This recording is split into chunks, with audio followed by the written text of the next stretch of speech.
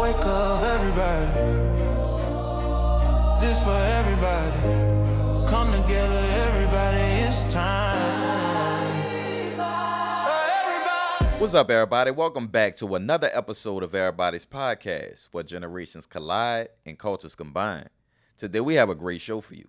As special guests for today, we have Stella and Krischelle of OIPM, which is the Independent Police Monitors of New Orleans. And we'll get more on about who they are and what they do for the city right after this. But for now, it's your boy, Ricky. And I'm the Honorable Darren D. Purnell, the street speaker himself. What's up, Rick? What's going on, D? Man, it's a crazy week. What we have going on, news came in last night that the head of NORD, he's been the head of NORD, Larry Barabino, is sent in his resignation. I hear a lot of good things about the brother. I've sent requests for him to come on this show to answer some of the questions, but there is not one NORD facility, and I have to be honest, Rick, that have speak highly of the conditioning and position that they're in. Many of those guys that's over those parks are fed up on what's going on with the whole NORD organization. But on the other side, I hear a lot of good things about him. So I would say that it had to be frustrating for him just to step down, because you know how you take one of those jobs and you just can't get it together, because people say good things about him, but at the same time, nobody that's under him, all the guys that's over these parks and ever that's heading these, they all having problems for the facility, the restrooms leaking, the restroom dirty, came to get cans of paint to paint it, and it's one of those things, and it's all our parks in the city of New Orleans. So. Yeah. I mean, we met with the guy on a few different occasions. Really down to earth person, right? You know, but we don't know what goes on behind the scenes, right, of being a part of this government agency, you know. Because they are funded by the city of New Orleans. They are a branch of the city of New Orleans. Right. Back in the day, it was NORD, just NORD. Now it's NORD-C, NORD Commissions. Right. So we don't know what that new stipulation that was put in to keep work from actually getting done. Right. But one thing I do know, just from being, you know, a community leader and also a co-founder of an organization, is that their funding relies solely on problems. And that's, you know, if you don't understand what I'm saying, the funding would pretty much be cut if a solution is provided. Right. So they need the problem to get funded. They need the problems to get funded. And that's counterproductive.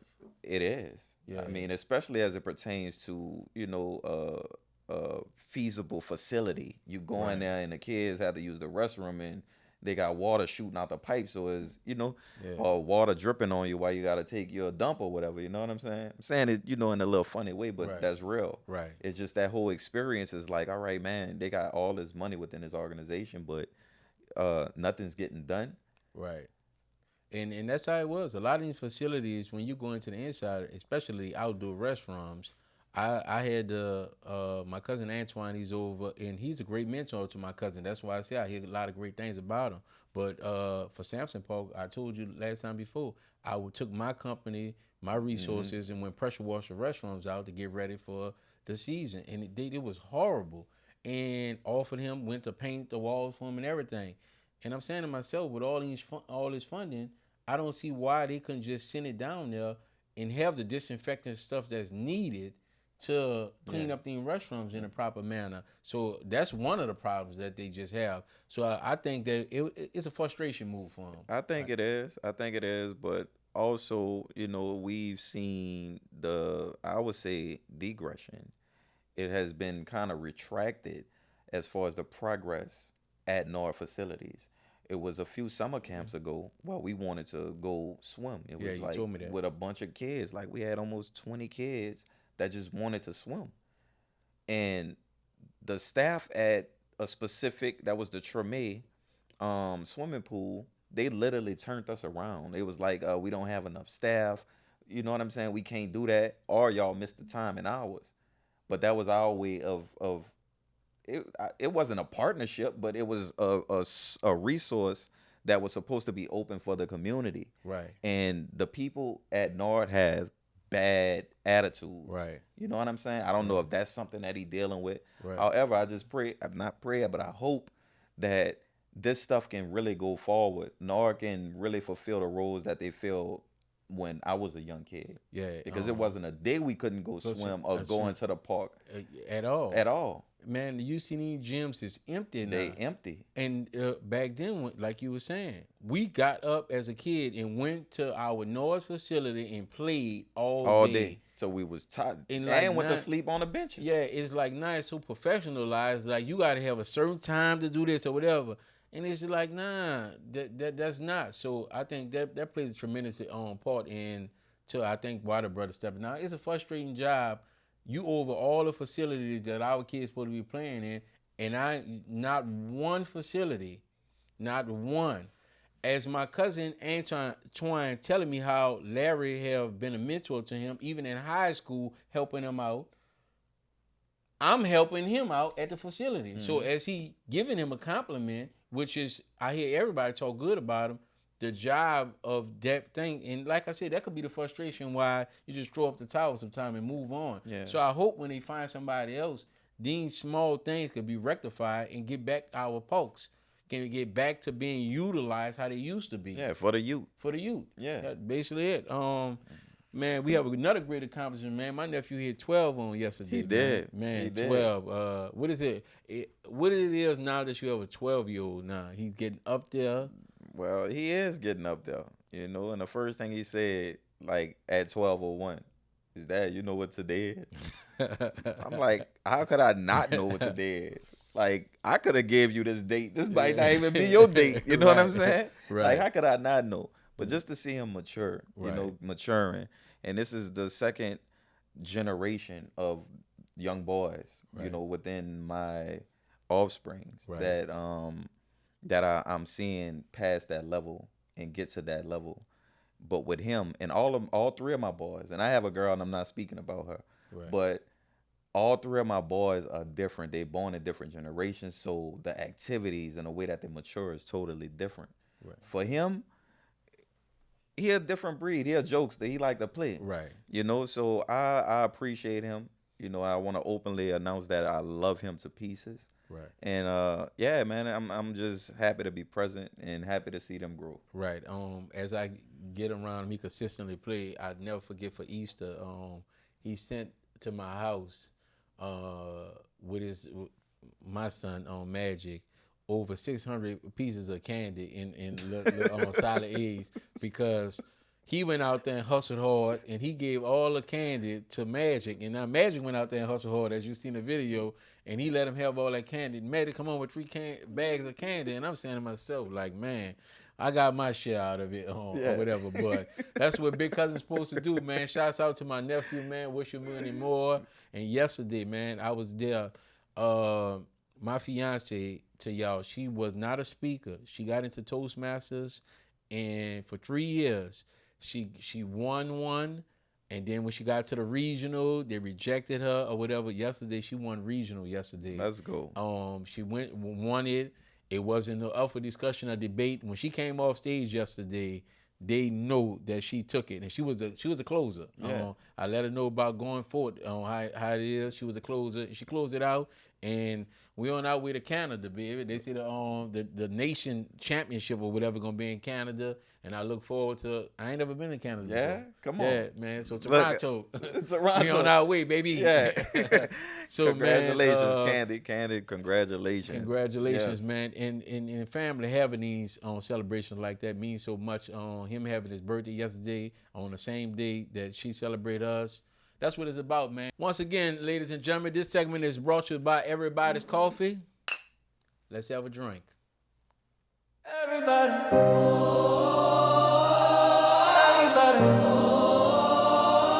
Tell everybody. All right, everybody, welcome back. And as we promised you, we have some special people in the building. They not only represent New Orleans, they represent us citizens in a special way, and we'll let them highlight what that means as we get later on to this interview. But for now, we're sitting with Stella, and we're sitting with Krischelle of Independent Police Monitors of New Orleans. Is that correct, right? Yes, it is. Okay, so for our audience who don't know you already, Can you give them a little bit about yourself, and then we're gonna go to Krischelle and let her give a little bit about herself, and then we want to know in general a little bit about IPM. Yeah, you got it. So my name is Stella Cziment, and I'm the independent police monitor for the city of New Orleans. If you can't tell from my voice, I am a transplant, but I always say nobody is perfect. I'm from the other LA, Los Angeles, and I moved here for law school in 2008, and I ended up staying. I have worked for the Louisiana Commission on Human Rights, the New Orleans Public Defenders, and then I worked for the Orleans Parish School Board and the Recovery School District before coming to the office of the Independent Police Monitor. So I have been a public employee and a public servant for my whole career in law, and I'm excited to pass the mic to Krischelle. And I am Krischelle Williams. I am the Deputy Police Monitor for the Office of Independent Police Monitor here in New Orleans. I am actually not a transient. I'm born and raised here in New Orleans, in Algiers specifically. And I attended McDonald 35 Senior High School, always going to plug them, love a Ron Eagle, a choice, not an echo. But prior to coming to the Office of Independent Police Monitor, I worked at Innocence Project New Orleans for 10 and a half years, now Innocence and Justice Louisiana. And there, they're a nonprofit that are dedicated to getting wrongfully convicted people out of prison. So that's where I was for 10 and a half years before I transitioned to the Office of Independent Police Monitor to do some other much needed work for the city. Oh, that's big. That's big. Now, somebody explain, what is independent police monitoring? Is it an NGO? Is it actually a branch of the city of New Orleans? Just fill us in. Well, the Office of Independent Police Monitor is the city agency. We are a branch of city government here, but we're completely independent from NOPD, as well as we're monitored. Well, our oversight for us is by the Ethics Review Board. So it keeps us independent and keeps our government out of what we actually do over here. So what we are tasked with in our office are monitoring NOPD's disciplinary hearings, use of force review boards, as well as their misconducts. So one of our main purposes and one of the main things we do are we're an office of intake for complaints. So if you witness NOPD doing any type of misconduct and you're a citizen and you want to file a public complaint, you can do that through our office. You can do that anonymously, or you can actually come to us with your information if you want to provide that. We also do take accounts of positive policing as well. We're not just the ones that say, hey, you're the bad guys who want to see what you're doing. So if you want to give a shout out to NOPD and say, I had this positive interaction with this police officer, you're actually able to do that through our office as well. We take people that they can come in person to our office, which is located at 2714 Canal Street, Suite 201, or they can actually call or text. And we have a hotline that's open 24/7 that people can reach us in English, Spanish, and Vietnamese by calling or texting. And that number is 877-225-6476. So those are the things that we do in our office. And another thing I do want to highlight that we do in our office, we have a very small staff, but we're on call 24/7. I believe Stella is actually on call today, which basically means that if there is an officer involved shooting or something like that, that we go out to the scene and we monitor that investigation that is being handled. Because what a lot of people don't realize is there are two simultaneous investigations happening that most likely will be occurring at that same time, which means there's an investigation that NOPD may be handling, but they have a force investigation team that goes out as well that is a part of NOPD that is investigating the officer that fired the weapon at that scene. So we monitor that scene as well. So we make sure that NOPD is abiding by their policies and procedures while they're doing that investigation. So wait, one more thing I have to ask. So from my understanding, and correct me if I'm wrong, your office specifically represents the community, or is it like a joint bridge that you guys connect with the police agencies and community? Or citizens? That's a great question. We represent everybody. Okay. So that means that we're making the NOPD a better agency for all. That includes their own employees. We want to hear the accounts of what it is to be employed by the NOPD from employees of the NOPD. Okay. So officers can come to our office and they can tell us about their work experiences, if they're concerned about favoritism, if they're concerned about bias or discrimination. We want to know about those accounts, and then we're able to give that information to rank, who can make necessary decisions on reviewing the matter or changing their policies or their practices or the systems Okay. that their employees are concerned about.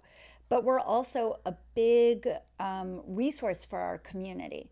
So anyone in the community, and that means people that live here, people that are visiting, they can come and they can tell us about their experiences with the police department.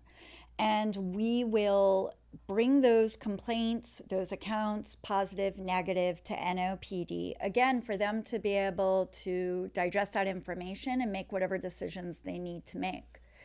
But I'll also add that we're a resource for our elected officials, for other city agencies, for anybody who has to interact with NOPD in any capacity.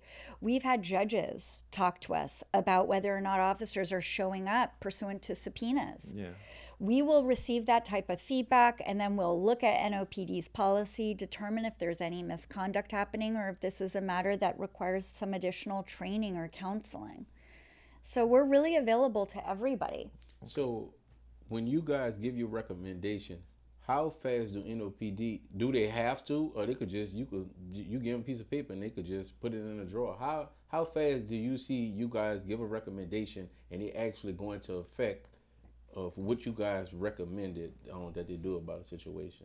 So this is a huge city agency. And I would like to think that anytime you want to change a huge city agency, you should imagine, do you remember when that tanker got caught in the canal? And everyone was seeing those pictures, and how long it took for the tanker to be able to get straight again. It was like, move like 5 inches back, 5 inches forward, 5 inches back, 5 inches forward. That's how you should kind of envision a lot of changes happening within a large city agency. And that's because there's a lot of stakeholders that have to buy in. If you want to tinker with any element of how a police department works, you need to make sure that everybody comes to the table and is in agreement with it. Otherwise, you're not going to have that necessary buy-in to make the change matter.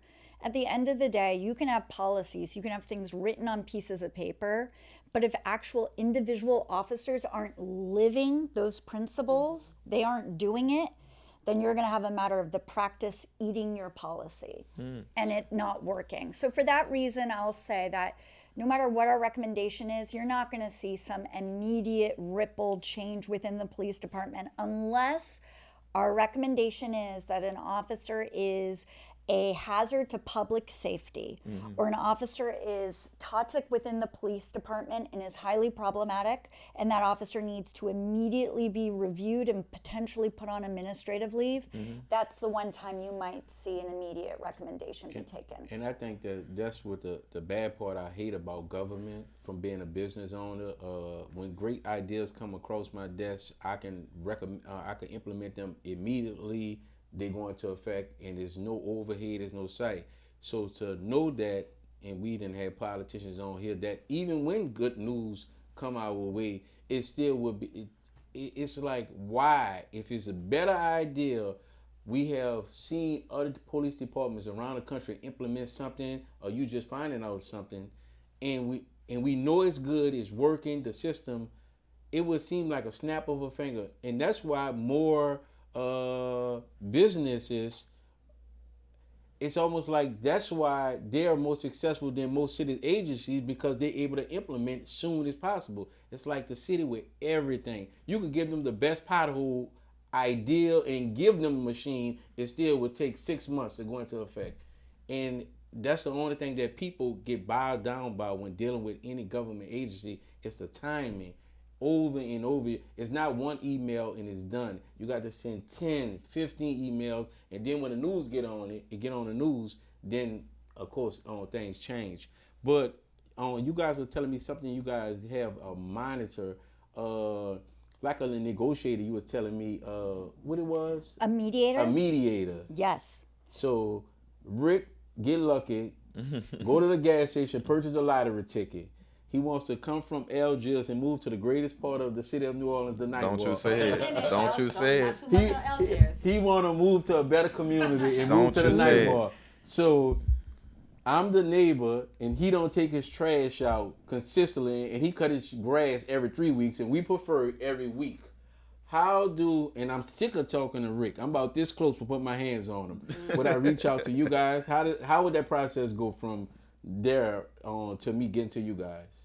So I'm happy you brought up like neighbor on neighbor conflict or neighbor on business conflict or just, family member within family member conflict, because we now have expanded our mediation program to include those things. Okay. We now run the district-based community mediation program. It's a confusing title, but the long and short of it is we want to help the community avoid dialing 911 whenever they don't have to. The police are not equipped to be able to do this type of resolution and problem solving with community members that might be necessary to be able to solve a deep-seated problem or conflict. So if you and your neighbor are fighting endlessly about your fence, and you've been fighting about this fence for like a decade, calling 911 constantly isn't going to solve your problem. I know that, your neighbor knows that, you know that, and the police department that's responding to these calls knows that.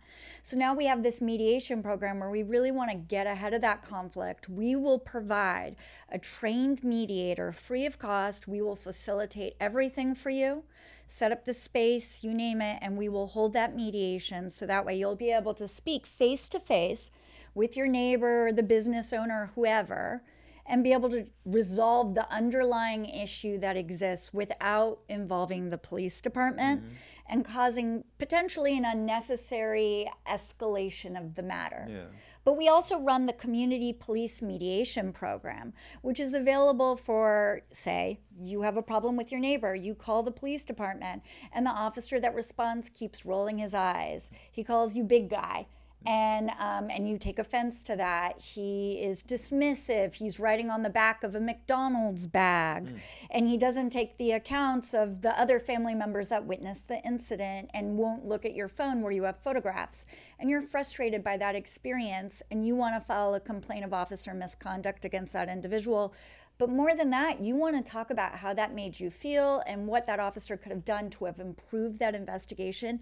And truthfully, that customer service moment. And I know we don't often think of ourselves as customers, but we are. And we want to make sure that the police department is serving the community, the customer, that they are tasked with serving. And sometimes this might just be a matter of a bad day, a bad moment, or not realizing that the language they're using is offensive or the way they're talking to you is rubbing someone the wrong way. Yeah. And we will facilitate that mediation. We will get that officer to come to the table. We will sit down with you, with that officer, and we'll have that dialogue to be able to address how that experience was received. How do we go about getting it set up? So someone have a problem, whether it's their neighbor, whether it's a neighbor with a business or with a police officer, like what do they have to do? Call us. Go through that process? Call us, email us. So you can call 504-309-9799 or you can email us at policemonitor@nolaipm.gov. And I get confused because we have so many different accounts at this point. But also you can reach out to us on Instagram even. And we're at NOLA OIPM on Instagram. So, go ahead. I'm sorry. And I just want to add, and sometimes, those are the ways that you can reach us. But like Stella was saying, in lieu of filing a complaint, you might not even know that you have an option for mediation. So it would be presented to you if your complaint is eligible for mediation, and we will reach out to you at that point and try to see if this will be something that you would be willing to do, to sit down and have a conversation with the police officer. We talked to a former police officer, and he said one of the problems that they have now, back then, I'm 42 years old, they had community policing, but they didn't have body cams So would it allow the police officer, sometimes he know the community and he make a judgment. Now with body cam, the same things that he used to let go and the community loved him for, and when I'm saying let go, I'm giving you guys an example. We were 16, me and one of my close friends, and we just got our learner's permit, and his mother let us go to Foot Locker. On our way back, we ran to a neighborhood officer we know him. He pulled us over. He took the keys from the car, told us lock the door. We had to walk the rest of the house. He went all the way to his mother's house and gave her the keys and said, if I catch him driving without an adult in the car, I'm going to take him to jail. Well, the officer was telling us, the former officer was saying, with body cam, he wouldn't allow that. He would have had to pull you guys over and write the ticket. So do you think technology is kind of helping us and hurting us at the same time? Because for him to do that, that saved 2 young kids without getting involved in police rhetoric and go on what they did. The punishment for us was to walk in the summertime all the way home. But if he had a body cam on, he not allowed to make that decision. He gotta, because he know his body cam is being viewed, he have to write us a ticket or something to that nature. Even, I think you're supposed to take us to jail. So how do you think, with technology getting involved with police now, do you think it's helping and hurting at the same time? Ooh, man, that's a big question. So first, I'll say officer discretion is not gone. Even if there's technology, that does not change the fact that being a police officer does require a lot of individual decision-making and judgment. Officers still have that judgment and that decision-making ability, especially when it's something that they don't think is a crime or they think it's something that should necessitate a warning instead of an arrest or issuing a summons. And they can call their supervisor and they can discuss this with their supervisor, and frequently they do. Now, I will flag that that's an interesting example, and it's one that hits on a topic that of favoritism potentially, and even racism. So by capturing that incident, we're able to say, all right, this officer made this decision with you and with your friend, right?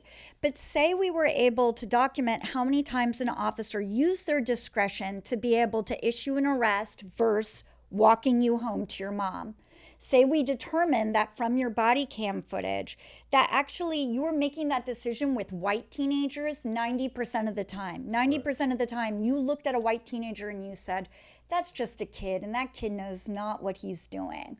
But with black teenagers, you're saying, no, that kid's a criminal. He is running the streets. I'm going to arrest him.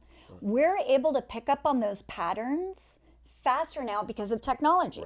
So I'm saying that technology has enabled us to uncover things that might have been problematic about policing, but not necessarily to dictate that they have to take action that they don't feel comfortable taking. They still have discretion. The technology just captures when they're using it.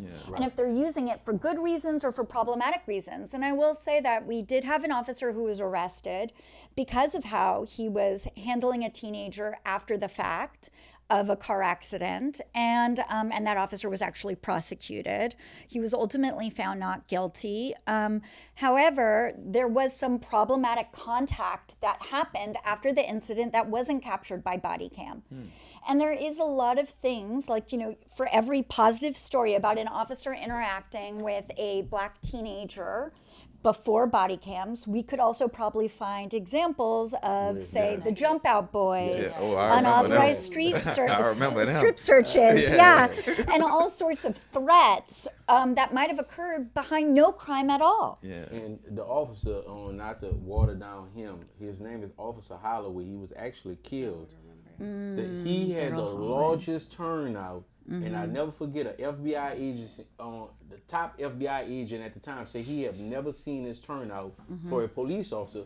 But this was back in the days with community policing. That's gone now. So you think that plays a part also, where you have new officers going into new territories. The guy that they see drinking by the store with a beer, he's loud. To the neighborhood, he's not a harm to anybody. Right. So how to not having community police is the officer working in the same neighborhood every day and knowing every aspect of it affect policing now? Ooh, wow, you're really hitting them. I'll tell you that our concept of community in New Orleans has changed. We're not necessarily going to the same schools that used to exist. We're not living in the same neighborhoods that used to exist. Public transportation, walkability. There's been a lot of changes to communities in general.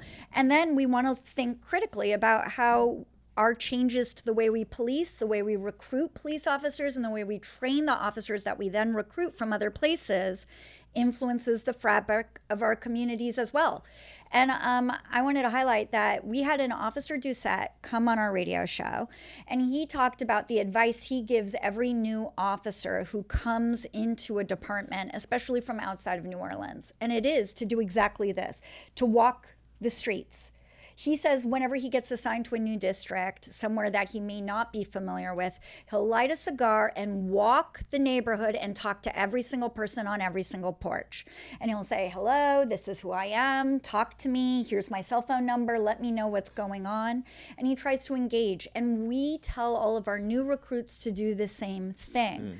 Because otherwise, they might come in with a heightened sense of this warrior mentality, that it's like there's a war on the streets, we're soldiers, we're out here to fight crime, to fight criminals. No, you're out here to keep the peace. You are here during peacetime to protect, to engage. And if the people are your enemies, if you're seeing them as combatants, if you think that the streets are at war, that is a mentality that's really going to corrode your ability to effectively work with the community. And the community is actually your greatest asset in solving and preventing crime, not your obstacle. So that leads me to this next question, and it's kind of rewinding back to mediation. Why aren't, or are we, giving police, as they do the intake process, those mediations so they can become a certified mediator, to understand that a different approach for community, because it definitely is a different approach. Myself going through that process and understanding how to, I guess, resolve conflicts through, talking and not disputes.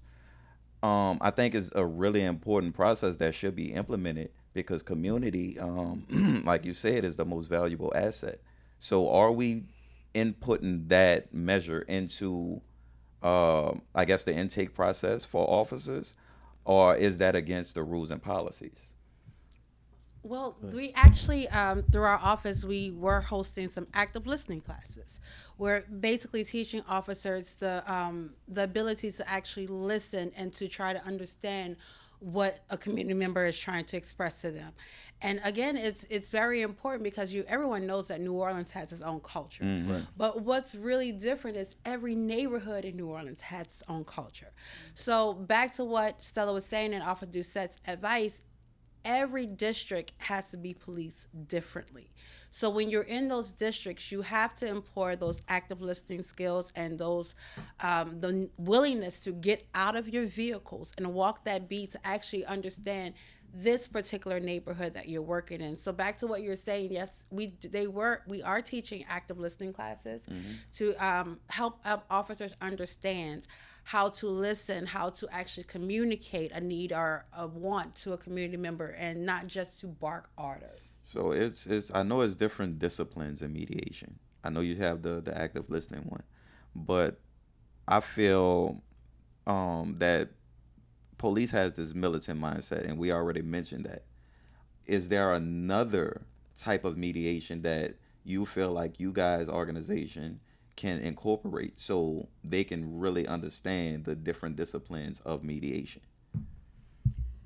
So right now, we do have some officers who voluntarily go through our 50-hour training for mediators. And then we use those officers to kind of be ambassadors for the models of mediation that we are advertising. Aside from that, we do look for opportunities to intertwine inherent bias training, active listening, and other soft skills and self-awareness skills into training that the Academy has. We're a member of the Training Advisory Council or Committee, and we frequently work with the curriculum director at NOPD's Academy. We will teach at NOPD's Academy, and we try to connect the curriculum director and all of the Academy with different community groups to be able to strengthen the way officers engage. I actually received a call from the captain at the Academy on Friday asking if the Innocence Project would lead a training for new detectives that are going to be taking over death investigations. So the Academy is doing some innovative work to help bring different perspectives, different voices, and community-based voices into the room to make sure that officers understand how to engage and how to work effectively in this community, because it is a different community than across parish lines. But it's totally voluntary. So some of this training is not voluntary. Some of this training is 100% incorporated into how officers become officers. The mediation training is going to be voluntary for those officers. And sometimes, unfortunately, we do need officers to get out there on the street and to have learning experiences on their own to understand the importance. Gotcha. It's not always going to be effective to reach recruits to change mindsets. Sometimes you have to reach them a year in, 2 years in, 3 years in. And so we do that work through in-services when they get retrained.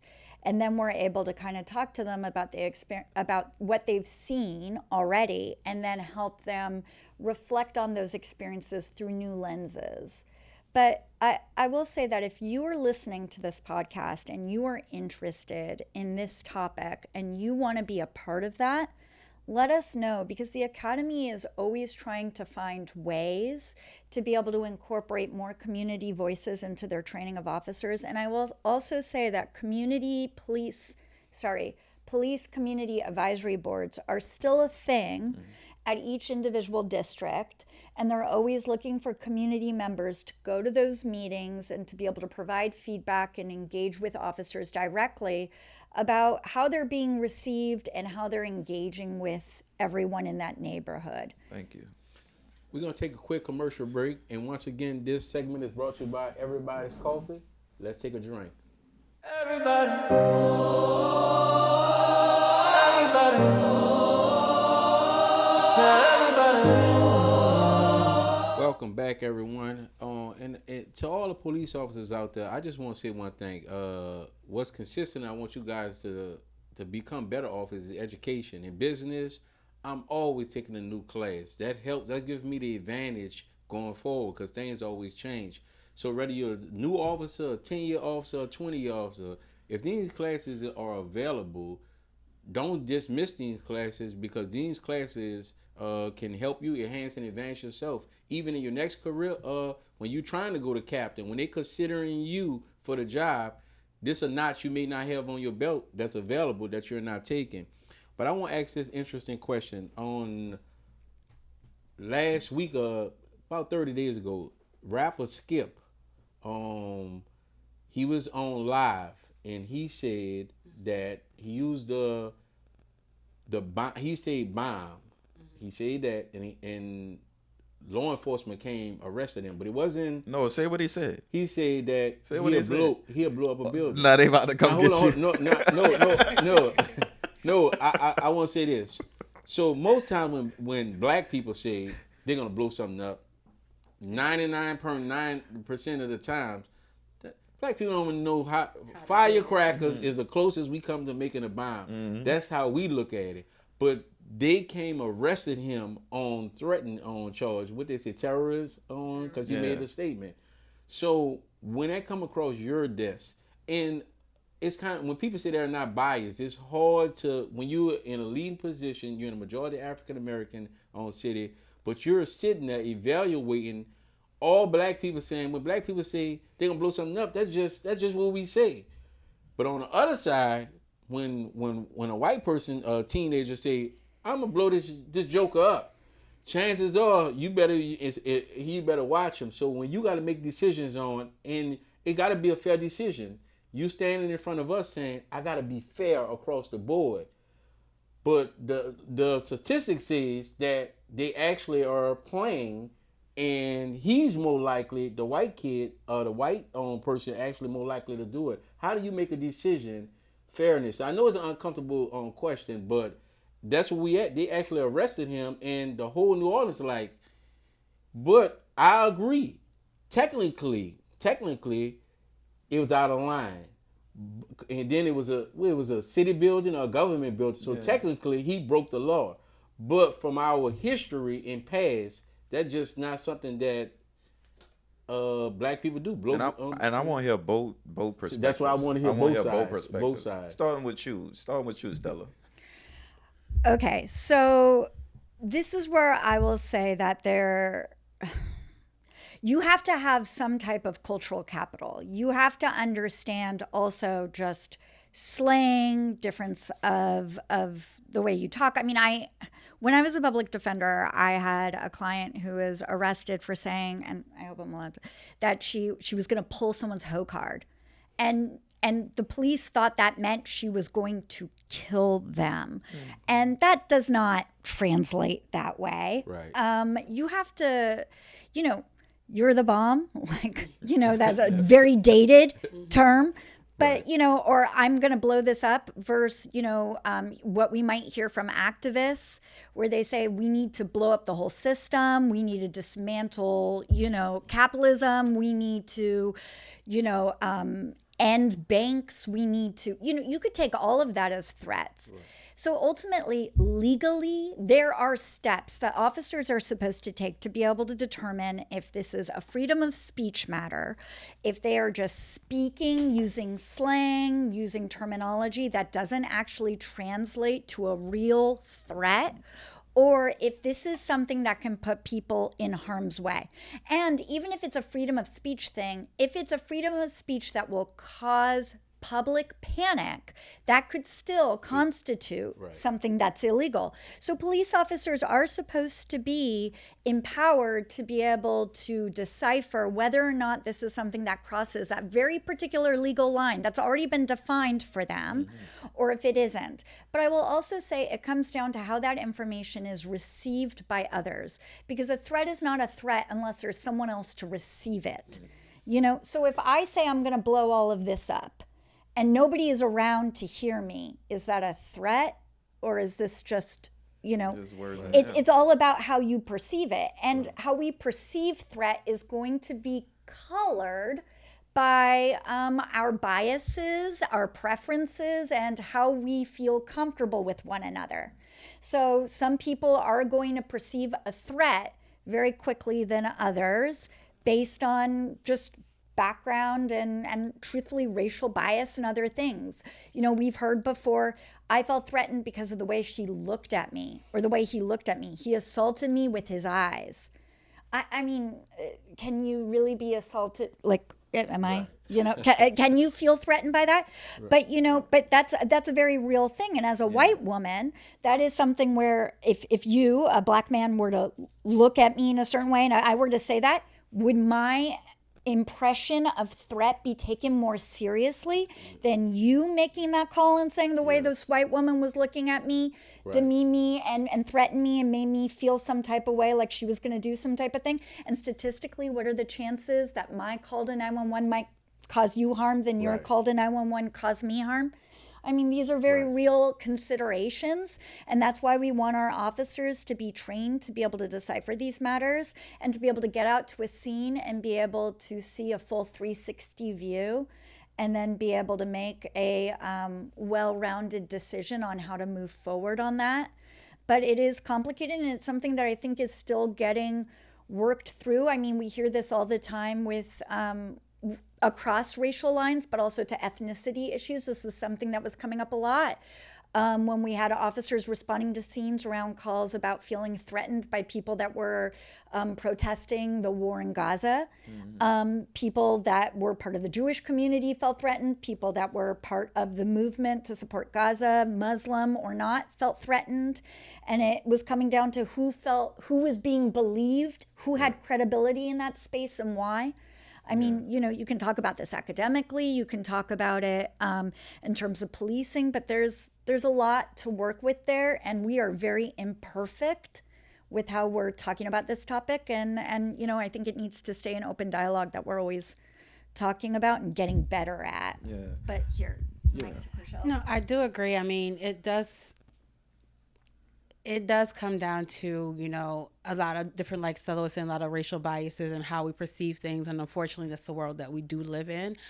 We all know how this was put out over the internet. Right. So it was widespread. A lot of people, in higher places saw it. And unfortunately, he got picked up for this. But we know that a lot of times the things that we're saying, like what comes to mind is like when the case where the guy asked for a lawyer dog. And there was like, oh, we didn't know that we had to provide him a lawyer because we didn't understand what he was asking. But if I'm in police custody, and I say, and I'm getting interviewed by attorneys, and I say I need a lawyer dog, y'all know what I'm saying. Like I'm not saying a lawyer dog as in the animal. Right. I need a lawyer person that I'm talking to. Right. Mm-hmm. So, there are people that, like y'all said, like do take things out of account. There's another thing that comes to mind where the guy got the police called on him because he ran into the bathroom of a Home Depot and said, you might want to get out of here because I'm about to blow this up. Yeah. We know what he meant in that context, but a lot of times how we speak and how we say things are taken out of context, which is another reason why actually knowing the culture of where you're from and the people that you're policing is very important. We have a very different dialogue down here. We speak very differently than a majority of anybody else. I know people that are really neighboring right there maybe in Florida or and like neighboring states. I can say something and they have no idea what I'm talking about. Literally the other day I said I'm going to draw some bath water and they're like, you're doing what? I'm like, what else am I supposed to say? I'm about to draw bath water. Right. And they were like, well, I don't know what that means. Right. So it's very important to understand the place that you're policing, the culture of the people that you're policing, and the language of the people that you're policing. Unfortunately, this is a dialogue that does need to continue, and it needs to be understand that there are biases that are inherent that we need to combat and confront. Before we be able to solve them, we have to understand what they are, and we have to accept that we all have them. So with that being said, do you feel, and I'm pretty sure the people that sits in higher places, it's a thin line between being a criminal and criminal activity. Like, being a criminal and a law-abiding citizen, I should say. But those people who sit in higher places, they have family members who are bred, who really are New Orleans natives. Do you feel like at that point it's just what they want to interpret? Or, again, I know you kind of answered this a little bit, Stella, but I want to dive a little bit more deeper, just off perspective. Not saying that we need the right answer, but do you feel like a lot of these people are being targeted? Or do you feel like, Skip, in this sense, was targeted? Just to pick it, you can answer the question also. I feel as though he was targeted because it didn't come out in the history. It's almost like when you're doing data on these groups that do things like this, the data does not show that this was something that if they did an investigation from his house, went into his garage, went into his phone records or whatever, is no evidence to show that. Normally and they didn't say he was just picked up by NOPD, Homeland Security came. So when you're doing an investigation, it just don't show the evidence that it was there. So I just think that from the history of the United States, I'm taking the data on them and what they have been done. There was a target arrest just to say, if one of y'all whoever else get out of line, I'm gonna make sure that I'm gonna use him as the example. I say it was a target because it makes no sense to hold up the jail time, the arrest time, or anything for something like that. Not to say you couldn't get on the phone and call them and say, this is Homeland Security. We seen that video, take that video down, and we are letting this a conversation, but arrest, bail, days in jail, it's a waste of time. And by the time you get to court, it got to be confusing from a New Orleans DA and a New Orleans judge, a New Orleans Sheriff Department.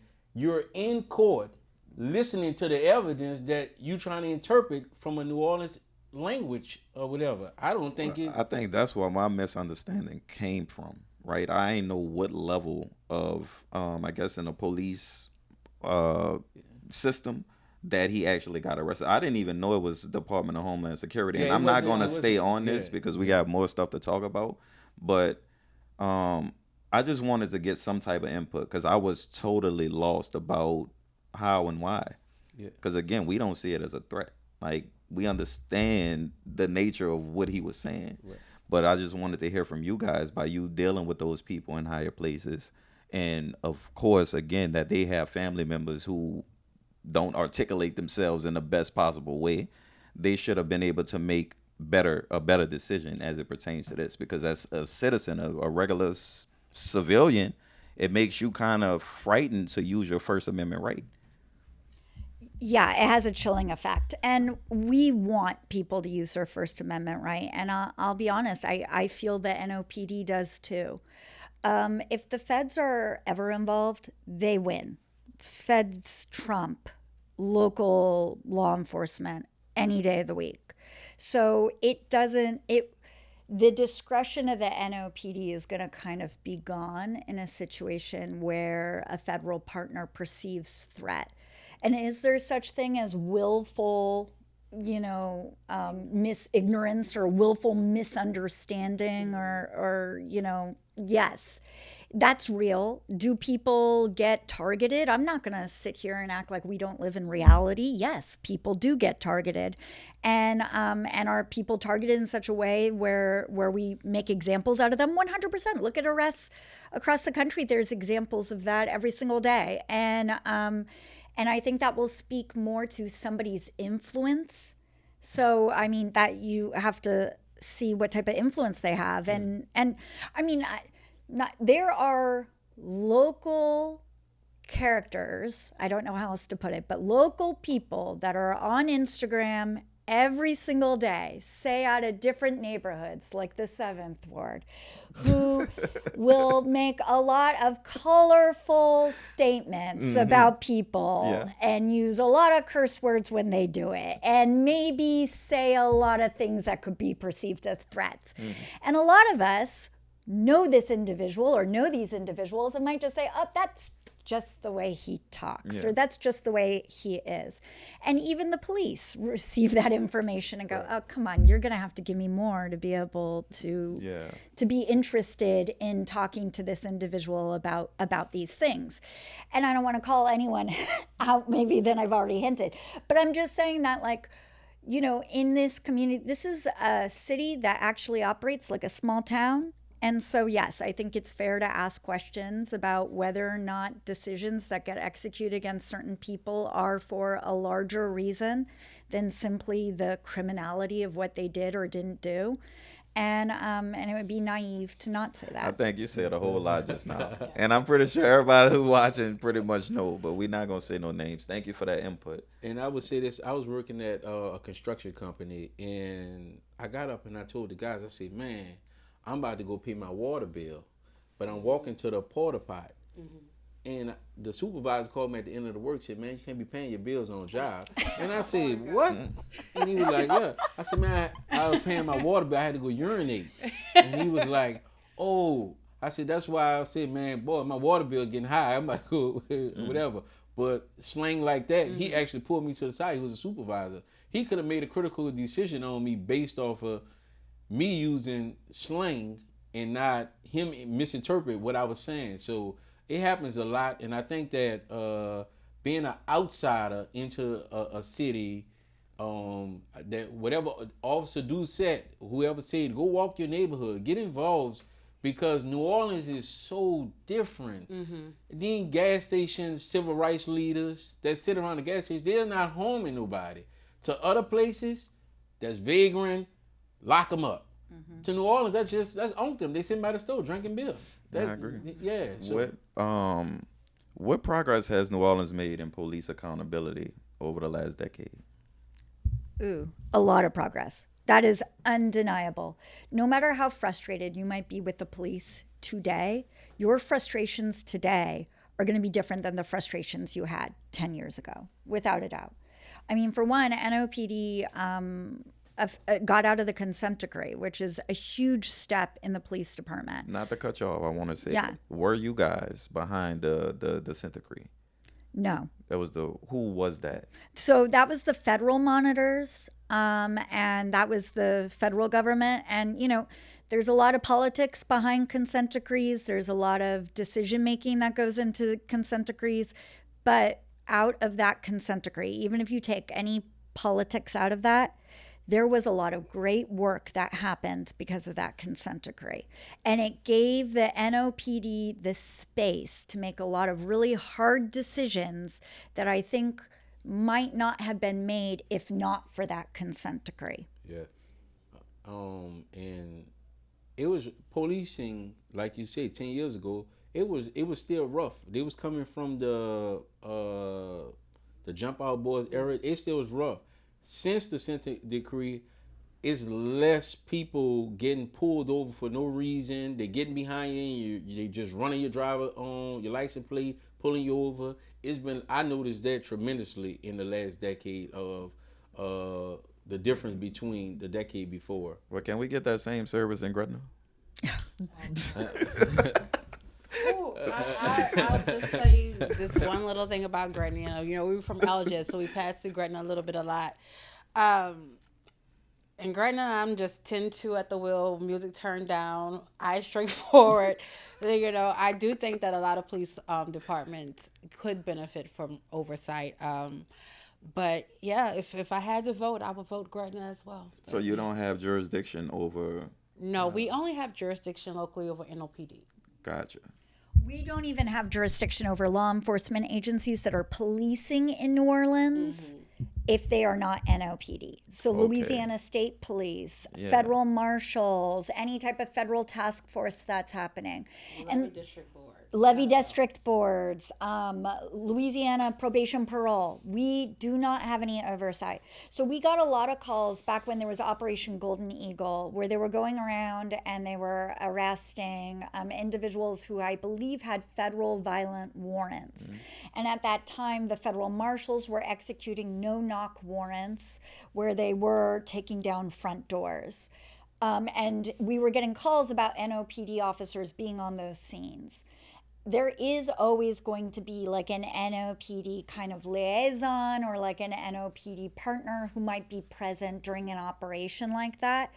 But it is the feds who are owning, or it is the Louisiana State Police or whoever that partner agency is. They own that operation and they execute that operation in accordance with their policies.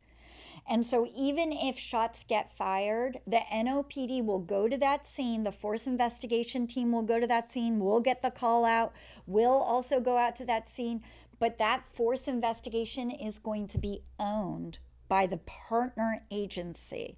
Whoa. Who had that operation. And so you're going to see a lot of differences and how that's going to unfold and how those force determinations are going to get made. And another thing I want to flag is that NOPD has data that will never be touched by other agencies that are policing around here. And so it's easy to get tricked and to say, well, NOPD has more force than, Louisiana State Police. Or if you're to go and look at Louisiana State Police, they only had so many misconduct complaints filed against them. They are tracking things differently. What they consider force is different across different city agencies. All of their policies are different. NOPD pulling a weapon is going to constitute a use of force investigation. So that is going to be very different from other departments. So when you look at our numbers, you can't do a apples to apples comparison, because what we consider force here is going to be so much more expansive. And for anybody listening, we do not have federal descriptions, federal classifications of what force is. We all get to decide, community to community, department to department across the country.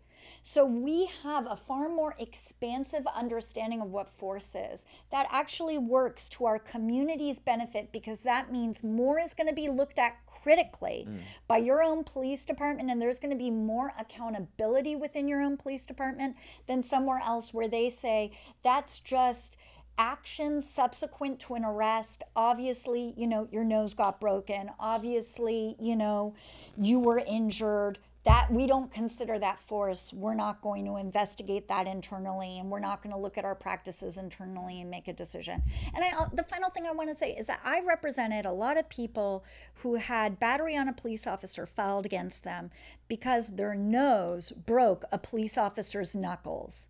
Think about that. What? Yeah, you know what that means. Yeah, so they broke their hand while punching my client in the face. Yeah. That is not something you're going to see anymore. Okay. So how far can a case go back to be looked into or investigated as it pertains to that? Or, I mean, I say like about a 10-year-old case. Is that too long to? No. Okay. We have no statute of limitations here. But that said, it's going to be looked at in accordance with the policy as it existed then. Okay. Right. So if then there was a different understanding of what force is, that means that idea of force, that description of force, and that penalty that might exist for that description of force is what's going to be used. Okay. They're not going to use today's standards for yesterday's problems. Gotcha. And the reason I'm asking, I don't know, y'all can visibly see a scar here. That was actually done by police.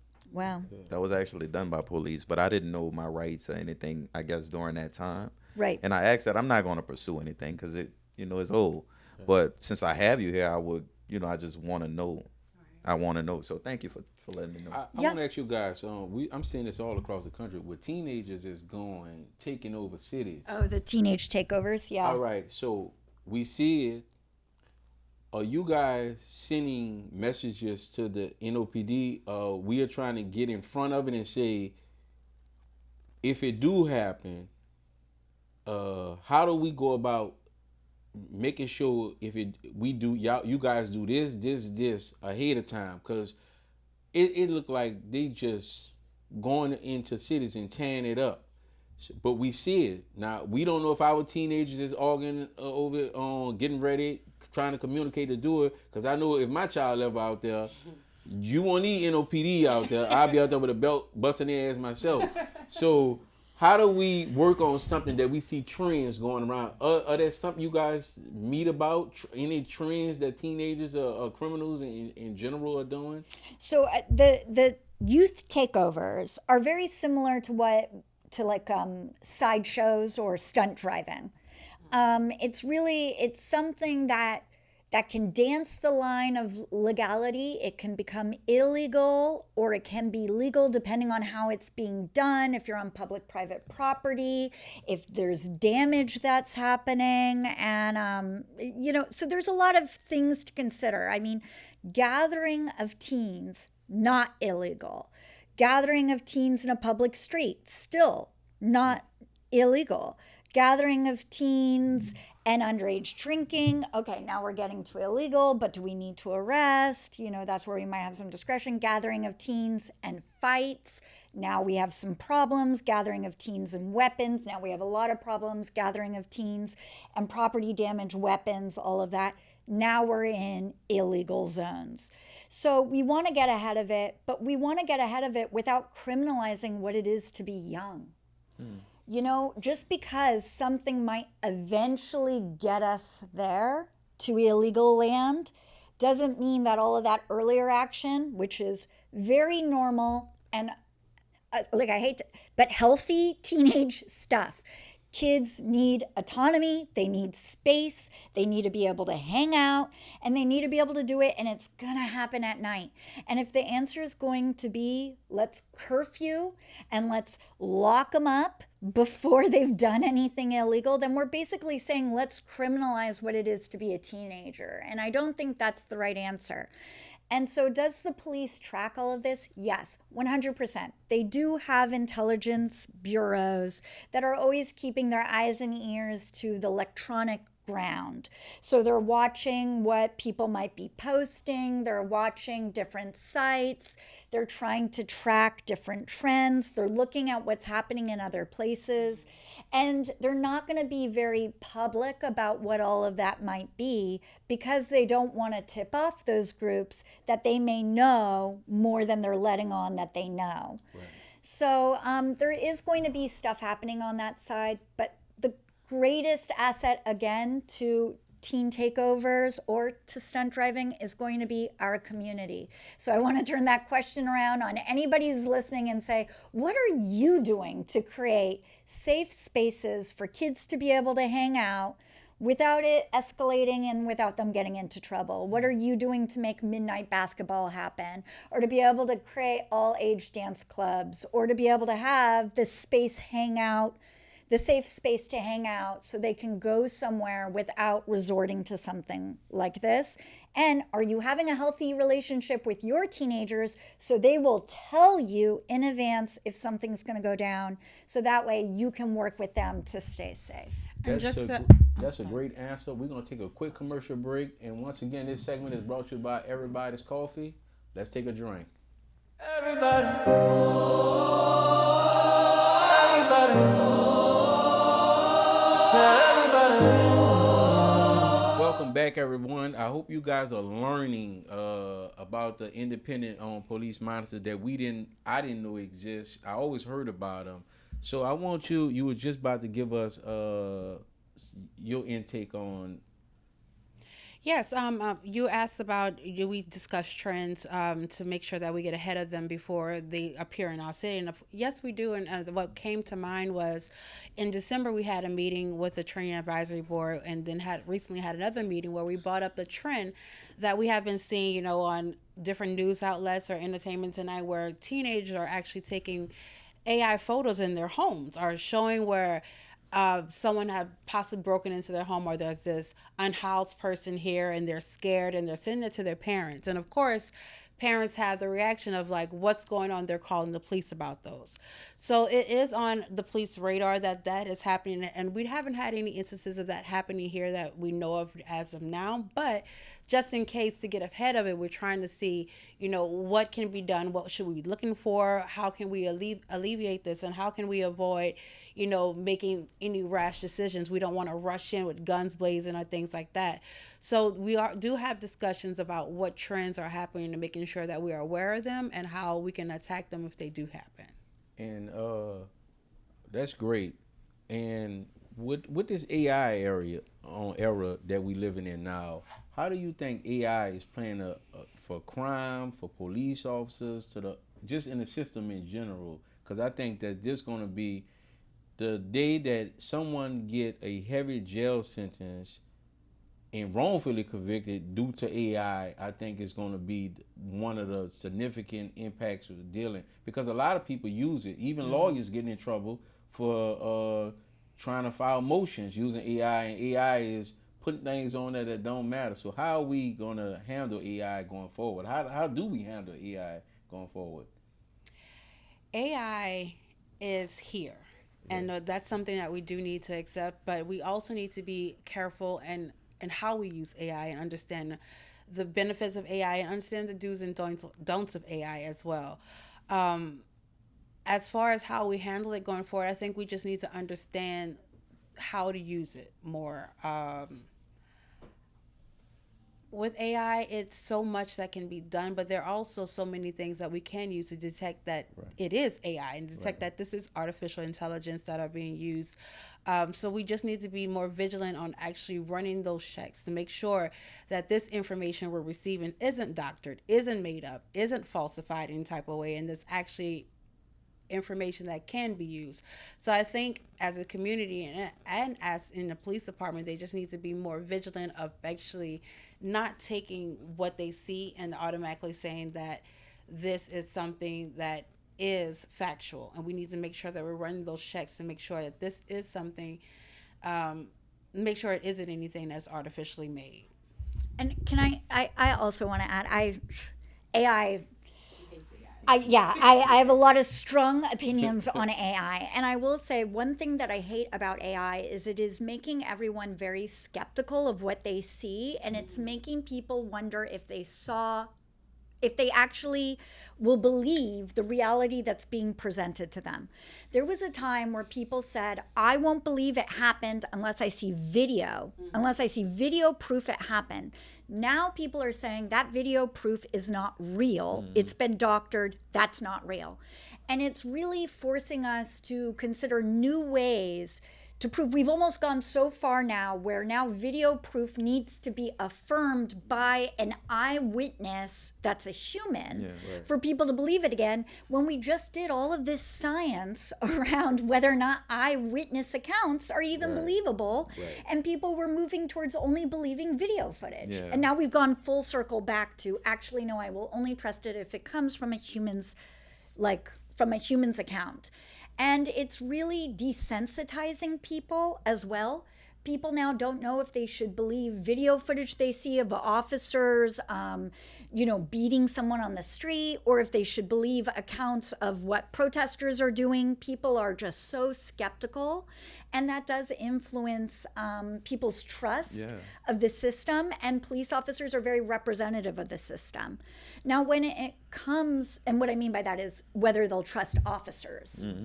And when it comes to how it can be used within police departments, I will say that I personally am very skeptical of AI being the content creator, but I am less skeptical of AI being the content reviewer. And what I mean by that is if you're using AI to transcribe body cam footage, I'm skeptical. If you're using AI to write your police reports, I'm skeptical. If you're using AI to create the tool, I'm skeptical. But if the tool was created by us, we wrote a police report and then we're using AI to run that police report and compare it to other police reports to look for patterns, to maybe be able to connect crimes together that you wouldn't have connected otherwise, then I'm less skeptical. If you're using AI to review, say for example, all of your cold cases to see if it could pull out new questions, new evidence that you didn't see, because for whatever reason, humans become very, we see the same thing over and over and over again, and we might need a fresh take on something or to connect dots that we weren't previously connecting, then yes, that to me is a appropriate use of AI in the law enforcement space. But that said, we have to have a lot of transparency around where it's getting used. We have to be willing to come to the table, not just yearly, but I would almost say monthly, to discuss the protocol around AI use and also the ethics around its use. Even these city cameras that give tickets and everything, they're doing it. And I say this to somebody else, and I tell Rick, no city should have 100% on anything. So you getting 100% parking tickets. You trying to make that AI. You getting 100% speeding tickets. You getting 100% of every. It's almost like it have to be somewhere where someone can park and don't get a ticket. They just got to wait at particular time. So when you take the human element out of it, and then a cyber attacker come, now these police officers are forced to go get back in human contact with people, and you have let them off the hook for like 10 years because the system been doing it for them. So now that they got to come back in contact with people, and they have, we get lazy as human beings. Now it run the risk of them getting into arguments, more crime happen, just based off of, we let the computer now run everything. And I think it's, in society, I don't like it, especially for criminal investigations. And mistaken identity. Yeah. That's something that happened with Rebuild Prince from Rebuild New Orleans. I don't know if you heard about that case. And I know the brother. He helped us, with the nonprofit side on, some community projects in the Lower Ninth Ward. But it just shows how mistakes can happen, and how once you believe AI, you just run with it. And I'm like you, Stella. I feel the same way as it pertains. Like, if you are utilizing it to do a review process, but that process was used to, I mean, it was curated after you did it you just need a final review. Right. Yes. But if you go into AI to create the whole thing and try to get, come on now. They also tell you that it makes mistakes. Right. It makes mistakes. Yeah. Yeah. And them lawyers that got in trouble from New Orleans, are you familiar with that? Are you talking about the city attorney? Yeah. Yes. So, what would you, did they get away with it before, or you had to review all the cases, or when did they start using it and stop using it? We don't know. I'm as in Krischelle and I don't know. I mean, that would be a question for the city attorney's office for them to determine. But I imagine that they probably did their due diligence in checking any prior briefings that were filed by those attorneys to make sure. And this briefing was off tremendously, right? He must have then read over it. From when I'm reading from the news, he must have just printed it out, didn't read over it, and when he submitted it, the person that was looking at it must have had all the AI mistakes up in there. I mean, and I only can speak to like the same as you as from what we saw in the newspaper. We don't have any firsthand information about this, but from what I know about what I saw happen was basically the AI made up cases.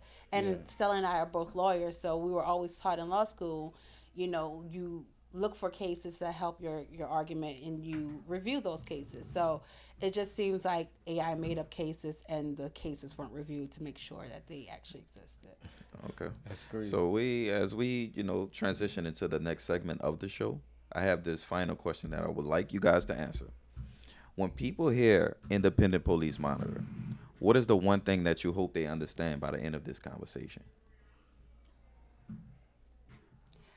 Well, for me, and I'm not sure if Stella has the same perspective, but what I do hope they understand is that we're an office that we're actually here to make sure that the community gets the best constitutional policing available to them. We want to make sure that when they call the police for any problems that they have, that they will not have a fear in calling that police officer.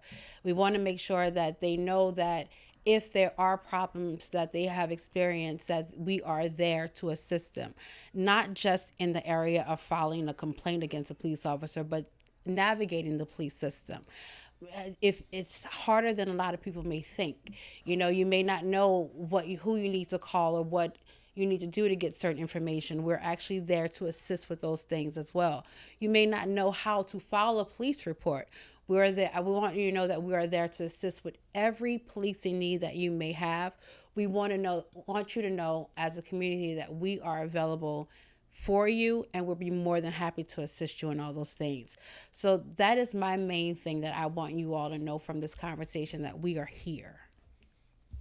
Yeah, that's hard to go after.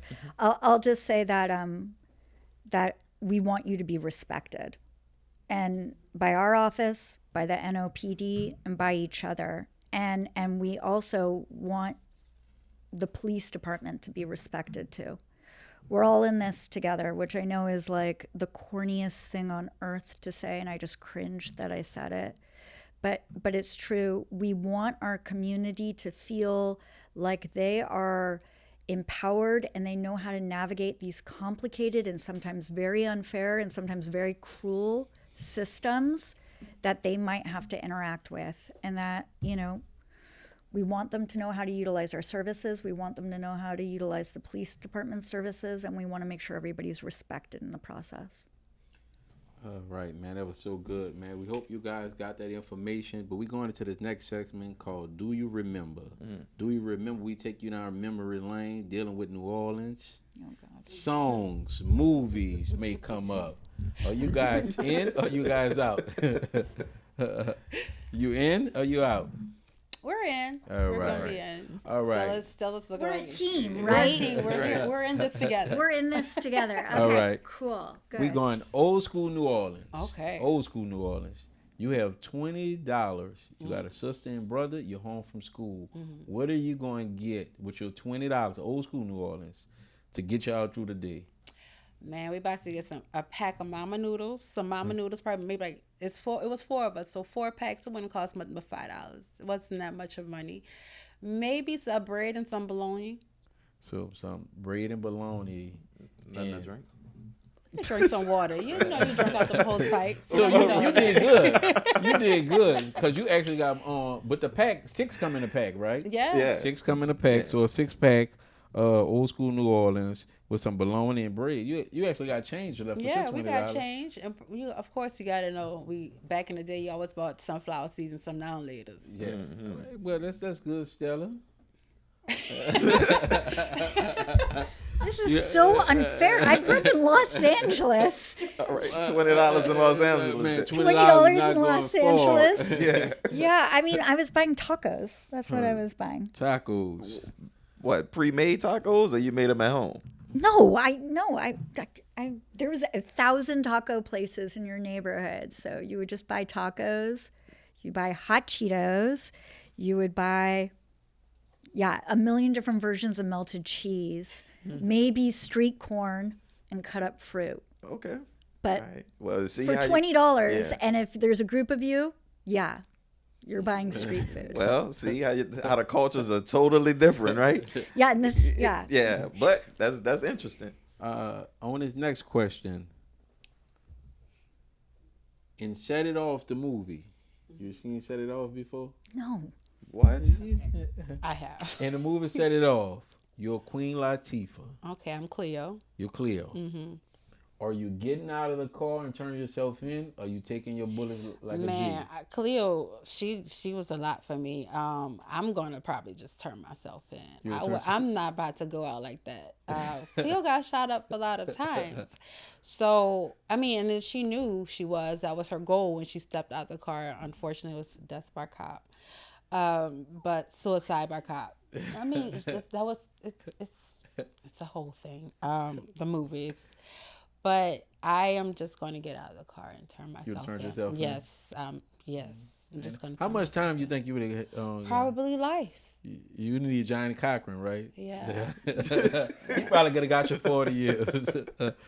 I think she's speaking from a lawyer standpoint We're too. going to watch Set It Off. That's Can the I watch Brown Sugar after? Okay, yes. We can watch Brown Sugar. All right, in this traditional New Orleans question, all right, New Orleans Hall of Fame, you only one can go in. Got Louisiana Po' Boy, got New Orleans Daiquiri, and you have Mardi Gras. Only one can go in. She can answer for me. What am I going to pick? Mardi Gras. Of course. Mardi Gras is my Mardi number Gras. one favorite holiday of them all. If I had to get rid of all those things, I would definitely get rid of them for Mardi Gras. For Mardi Gras. Absolutely. Also, Mardi Gras includes those things. Right. I think that's So I was unfair. like, how do you I think that's separate unfair. those But that's things what I'm from trying to say. Mardi Only one can go in the Hall of Fame I think that's this unfair. year. So you put food with an actual event. I think you need to rephrase that. So basically, what you're saying is Mardi Gras, but it won't be no daiquiris. It won't be no. It won't be a daiquiri. So and it won't be no Mardi Pope. Gras. What? I'll have my Mardi Gras without daiquiris. Rick, what you take? I'll take the food because we can create the party I'll anytime. take the po' boy. I've had Mardi Gras without po' boys and daiquiris. for When you years. was? I don't drink daiquiris anymore, so. But what about everybody else? You been selfish. That's what I'm saying. So much sugar. Oh, It's see? like a lot of sugar. Yeah. And it's So much sugar. See, that's why I said that's unfair. You shouldn't have put Mardi Gras in with the po' boy and a daiquiri. You should have said Louisiana beans and Blue Runners. Yeah, Blue Runners. Now I've had red beans at Mardi Gras. We gonna For take the Mardi po' Gras. boy. Let's take Mardi Gras out. We gonna Okay, do so the it's po' boy. red beans, po' boy, and a daiquiri. Mhm. Who's in the Hall of Fame? Red beans. Yeah, Red red beans. beans. Chameleon. Now what kind? Red beans. Kidney? Yeah, nobody eating blue runners. He just brought up Blue Runners. No, I said Camilla. Camilla Camilla. kidney beans. So if Blue Runners ain't making the cut. Blue runners don't make anything. You said we got a hard poll here. You eat Blue Runners, Stella? I don't really cook. Oh, come on, So- Stella. No, we gonna have to. We gonna have to invite you to one of the cookouts. I'm a consumer, not really a creator. Yeah. So I can't consume my tell the red beans from difference. everywhere else. So you can't tell the difference between the Blue Runners and the That involves me even asking the question. You got to get food savvy because you could be paying $20 for something they Canned getting over beans. on you. Right. Some canned beans. You like, oh no, I ain't about to pay for this for no Blue Runners. You got to check them at the door, Stella. They give you Blue Runners. I'm now realizing I think I'm getting ripped off for my red beans. Ladies and gentlemen, I want to ask you guys: did you enjoy yourself? We did. Yes. We did. Are you willing to come back to be a friend to everybody's podcast? Absolutely. Before we get out of here, I want both of you guys to look right now in the camera and let people know how they can get in contact with you guys and leave the information there for them. Oh, okay. Yes. So we wrote it down to make sure that we didn't get it wrong. But please call or text our 24-hour hotline any day of the week, English, Spanish, and Vietnamese. It's 1-877, this is toll free, 1-877-225 OIPM, which is 6476. So again, 1-877-225 OIPM 6476. You can find us on Instagram. We're NOLA OIPM. You can find our website. It is www.nola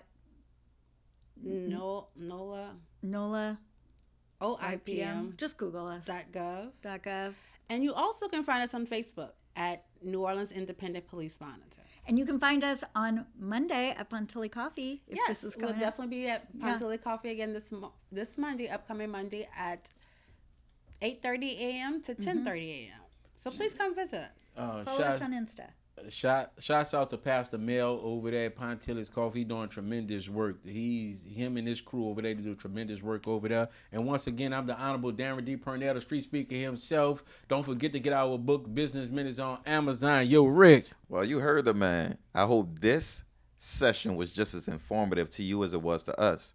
Thank you guys for coming out and giving us the insight about IPM and also, the services that you guys have for our community. Thank you. As for us, you can find us on Erabody's podcast. That's Erabody's podcast on all social media platforms. And we out. Peace.